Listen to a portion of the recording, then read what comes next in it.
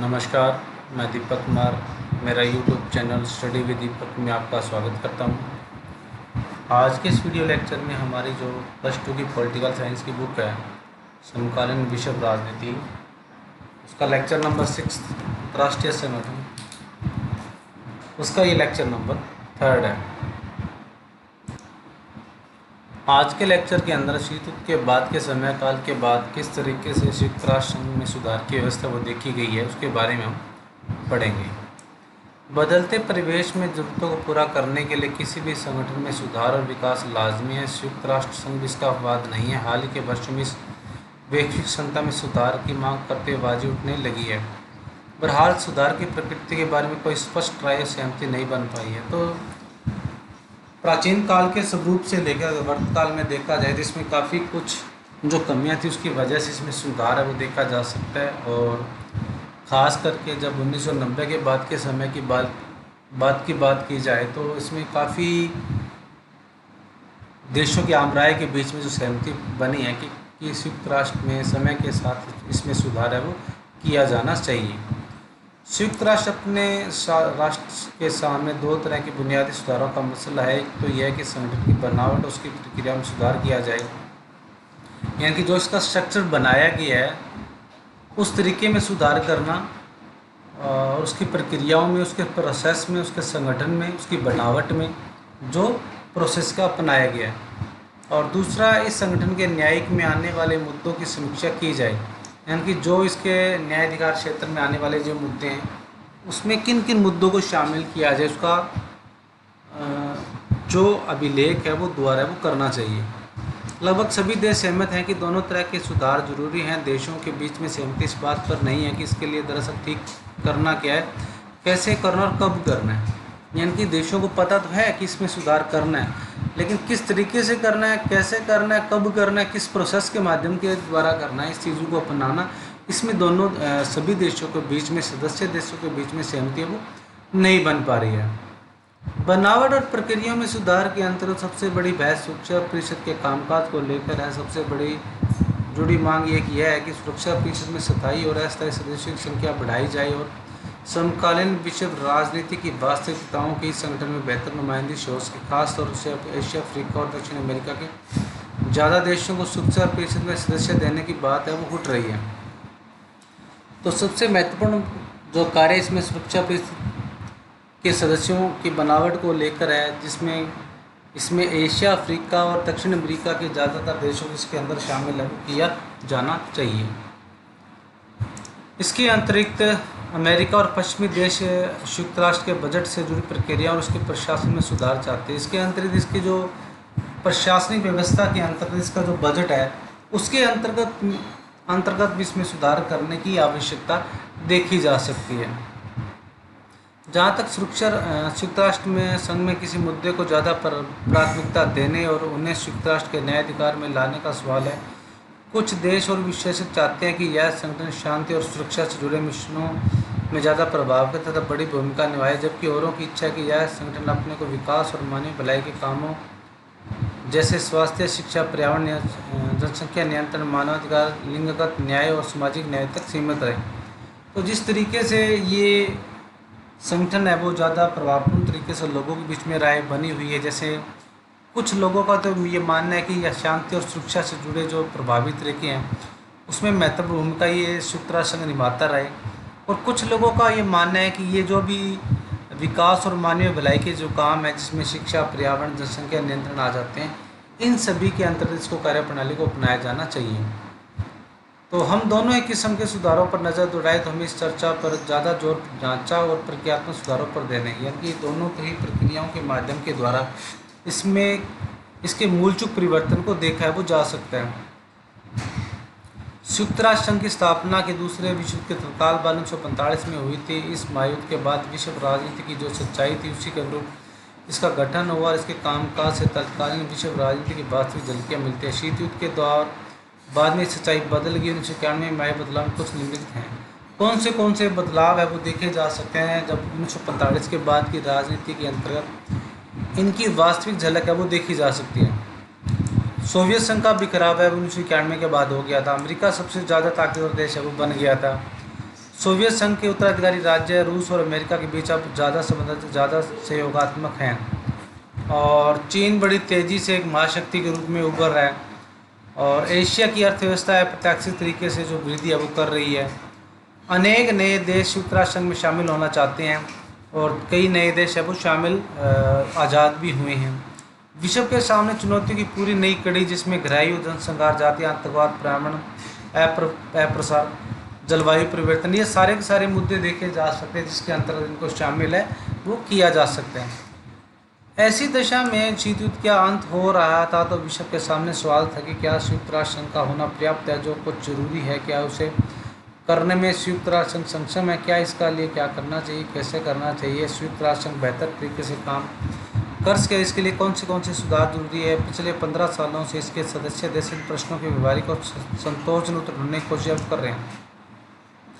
जिस तरीके से विश्व के अंतर्गत जो शीत युद्ध की समाप्ति के बाद दोनों देशों के बीच में जो कारगर जो रणनीति है, वो एक विवादास्पद जो नीति है उसको सुलझा लेने के बाद अब ये फैसला करना बड़ा मुश्किल है कि क्या इसका औचित्य रह जाता है संयुक्त राष्ट्र संघ को बनाए रखने के लिए, क्या इसको बेहतर तरीके से काम करना चाहिए या इसको समाप्त अब कर देना चाहिए। तो सभी के अंतर्गत इसको सुधारों के रूप में देखा वो जा सकता है। क्या सुधार होने चाहिए, इस सवाल पर व्यापक सहमति है, लेकिन सुधार कैसे किया जाए इसका मसला कठिन है, इस पर सहमति कायम करना मुश्किल है। यहाँ पर संयुक्त राष्ट्र संघ की सुरक्षा परिषद में सुधार की जारी बहस पर चर्चा करेंगे। 1992 में संयुक्त राष्ट्र संघ की आम सभा में एक प्रस्ताव पारित हुआ। प्रस्ताव में मुख्य 3 बातों का जिक्र है वो किया गया था। अब जिस तरीके से बताया गया है कि इसके ऊपर कि इसकी जो व्यापकता है उसके ऊपर सवाल तो उठाए जाते हैं, और किन किन माध्यमों के ऊपर इसको जो नीतिगत फैसले वो लिए जा सकते हैं। और इसी के अंतर्गत एक 1992 में इसके संबंधित एक आम सभा के ऊपर एक प्रस्ताव पास किया गया था, जिसमें 3 मुख्य शिकायतों का जिक्र है वो किया गया था। सुरक्षा परिषद अब राजनीतिक वास्तविकताओं का नुमाइंदगी नहीं करता, यानी कि मुख्य रूप से ये जो पॉलिटिकल जो देश हैं उनके मुख्य रूप से मुद्दों को ये नहीं उठाता। इसके फैसले पर पश्चिम मूल्य तथा हितों की छाप होती है, इनके फैसलों पर चंद देशों का दबदबा रहता है, यानी कि मुख्य देशों के अंतर्गत ही जो संयुक्त राष्ट्र संघ है वो कार्य वो कर रहा है, कुछ देशों का प्रतिनिधित्व है, इसको माना जा सकता है। सुरक्षा परिषद में बराबर का प्रतिनिधित्व नहीं है, और अन्य देशों के रूप में इसको प्रतिनिधित्व है वो बराबर का नहीं माना जा सकता। संयुक्त राष्ट्र संघ के ढांचे में बदलाव की बढ़ती हुई मांगों के मद्देनजर 1 जनवरी 1997 में संयुक्त राष्ट्र संघ के महासचिव कोफी अन्नान ने जांच शुरू की कि सुधार कैसे किया जाए। मिसाल के तौर पर कि सुरक्षा परिषद में नए सदस्य चुने जाने चाहिए, यानी कि कोफी अन्नान जो संयुक्त राष्ट्र संघ के जो महासचिव रह चुके उन्होंने काफ़ी इसकी पड़ताल की, और उन्होंने देखा कि किन किन के तरीक़ों के माध्यम के ऊपर हम इसमें सुधार है वो देखे जा सकते हैं। और उन्होंने कुछ इसमें जो सदस्य देशों के रूप में सुझाव भी आए हैं। बड़ी आर्थिक ताकतें होनी चाहिए, बड़ी सैन्य शक्ति होनी चाहिए, संयुक्त राष्ट्र संघ के बजट में ऐसे देशों को योगदान ज़्यादा हो, आबादी के लिहाज से बड़ा राष्ट्र हो, ऐसा देश जो लोकतंत्र और मानवाधिकारों का सम्मान करता हो, यह ऐसे देश हो जो अपने भूगोल, अर्थव्यवस्था और संस्कृति के लिहाज से विश्व की विविधता की नुमाइंदगी करता हो। ये सभी के सभी जो सुझाव हैं वो नए सदस्य के रूप में वो देखे हैं वो जा सकते हैं। स्पष्ट है कि इन मानदंडों में से हर एक में कुछ न कुछ वैधता है। सरकारें अपने अपने हित और महत्वाकांक्षों के लिहाज से कुछ कसौटियों को फायदेमंद तो कुछ को नुकसानदेह मानती हैं। भले कोई देश सुरक्षा परिषद का सदस्य के लिए इच्छुक न हो, फिर भी वह बता सकता है कि इन कसौटियों में दिक्कत है। सुरक्षा परिषद के सदस्यों के लिए किसी देश की अर्थव्यवस्था कितनी बड़ी होनी चाहिए, तो उसके पास कितनी बड़ी सैन्य ताकत होनी चाहिए। कोई भी संयुक्त राष्ट्र के संबंध में इन चीज़ों के संबंध में फैसला वो नहीं कर सकता। किस तरीके से इसकी नीतिगत फैसले वो लिए जा सकते हैं, किस तरीके से इसकी सदस्यता की इच्छुक और नए इच्छुक है वो माना जा सकता है, किस तरीके से सुरक्षा परिषद की सदस्य के लिए किसी देश की अर्थव्यवस्था वो कितनी होनी चाहिए, उसके पास कितनी सैन्य ताकत होनी चाहिए, कोई संयुक्त राष्ट्र संघ के बजट में कितना योगदान करे, सुरक्षा परिषद की सदस्य हासिल करे। कोई देश विश्व में बड़ी भूमिका निभाने की कोशिश कर रहा हो तो उसकी बड़ी जनसंख्या इसमें बाधक है या सहायक अलग। अगर लोकतंत्र और मानवाधिकार के प्रति सम्मान की कसौटी हो तो इन मामलों में बेहतर रिकॉर्ड वाले देशों की कतार लग जाएगी। सभी के सभी जो अंतर्गत फैसले लिए जा सकते हैं, जिसमें सबसे महत्वपूर्ण जो फैसले किन आधार और किन कसौटी के ऊपर इसके ऊपर सदाई सदस्य वो माना जा सकते हैं। इसके अलावा सवाल यह भी है कि प्रतिनिधि के मसले को कैसे हल है वो किया जाए, किन तरीकों और किन माध्यमों के ऊपर ऐसा निर्भर हो जिसमें कोई सदस्य देश का प्रतिनिधित्व है वो कर सकता है।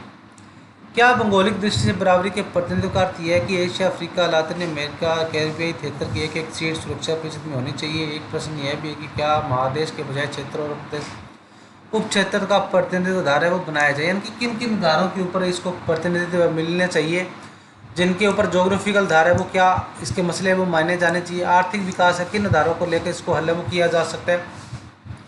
विकासशील देश किन किन अलग सीढ़ियों पर खड़े हैं और उनकी संस्कृति क्या है, किन किन विभिन्न संस्कृतियों और उनके प्रतिनिधित्व का आधार वो दिया जाना चाहिए, यानी कि किन कसौटियों के ऊपर इसका जो विस्तारित स्वरूप है वो माना जा सकता है। इसी से जुड़ा एक मसला सदस्यता की प्रकृति को बदलने का था। अब इसकी जो स्ट्रक्चर को लेकर था, इसी तरीके से इसकी प्रकृति के से संबंधित इसकी सदस्यता को लेकर माना जा सकता है। मिसाल के तौर पर कुछ का जोर था 5 स्थायी सदस्यों को दिया गया विशेष अधिकार खत्म किया जाना चाहिए, यानी कि जो वीटो पावर दी गई है जिसमें कोई भी सदस्य देश किसी भी पक्ष के ऊपर जब तक सभी देश सदस्य शामिल ना हो या सहमत ना हो उसको माना नहीं जा सकता।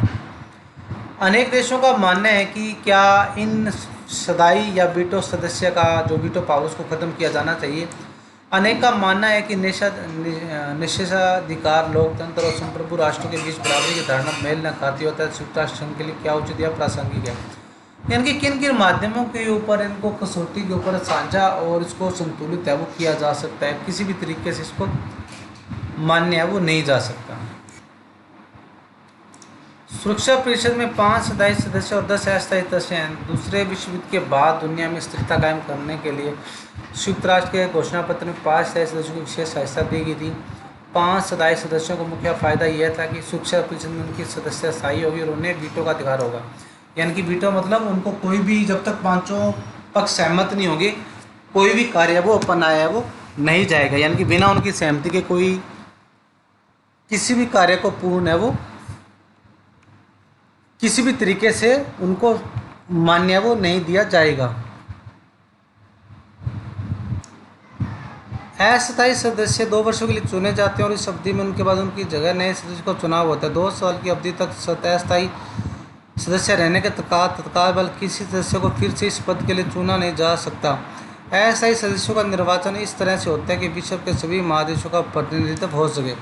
तो जो स्थायी सदस्य के अलावा जो 10 अस्थायी सदस्य चुने जाते हैं वो अलग अलग समय और काल के लिए चुने जाते हैं, जिसमें सभी को प्रतिनिधित्व देने का अधिकार है वो दिया जाता है। सबसे महत्वपूर्ण यह है कि अस्थायी सदस्यों को वीटो का अधिकार नहीं है। सुरक्षा परिषद में फैसला मतदान के जरिए होता है। जो वीटो पावर है वो सिर्फ और सिर्फ स्थायी सदस्यों को दी गई है, अस्थायी सदस्यों को वीटो पावर का अधिकार है वो नहीं दिया गया। हर एक सदस्य को एक वोट का अधिकार होता है। बहरहाल स्थायी सदस्यों में से कोई भी अपने निषेधाधिकारों का प्रयोग कर सकता है और उस तरह के वह किसी भी फैसले को रोक सकता है, भले ही वह स्थायी सदस्य और सभी अस्थायी सदस्यों ने इस फैसले के पक्ष में मतदान किया हो। यानी कि अगर मान लीजिए 500 में से 4 स्थायी सदस्य और 10 में से 10 अस्थायी सदस्य अगर किसी बात के लिए सहमत हो रहा है, एक भी अगर स्थायी सदस्य अगर उस बात के लिए सहमत ना हो तो वो वीटो पावर की वजह से उस फैसले के ऊपर सहमति वो नहीं बना सकते या उस कानून को या नियम को लागू है वो नहीं किया जा सकता। तो ये थोड़ी सी ये जो सुधार है वो इसमें जो टेक्निकल प्रॉब्लम है वो देखी जा सकती है। निषेधाधिकारों को समाप्ति करने की मुहिम तो चली है, लेकिन इस बात की भी समझ बनी है कि स्थायी सदस्यों के ऐसे सुधार के लिए शायद ही राजी होंगे। यानी कि जो प्रणाली अपनाई गई है उसमें मुख्य रूप से ये जो सुधार करने की जो प्रक्रिया है उसके ऊपर स्थायी सदस्यों के बीच में सुधार करने के लिए शायद है वो इस पे एग्री हो कि इसमें जो बढ़ोतरी है वो की जानी चाहिए।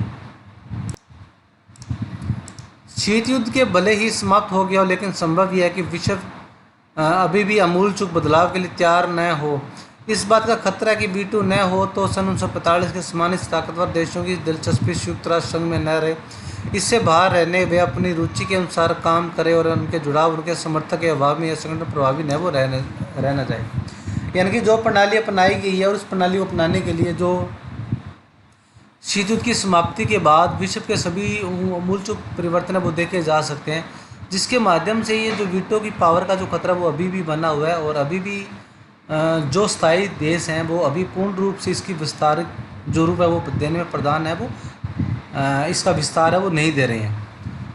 तो ये था हमारा आज का वीडियो, आज का लेक्चर, और आज का वीडियो लेक्चर बस इतना ही, और मिलते हैं अगले वीडियो में एक नए लेक्चर के साथ। तब तक stay home, stay safe and be positive.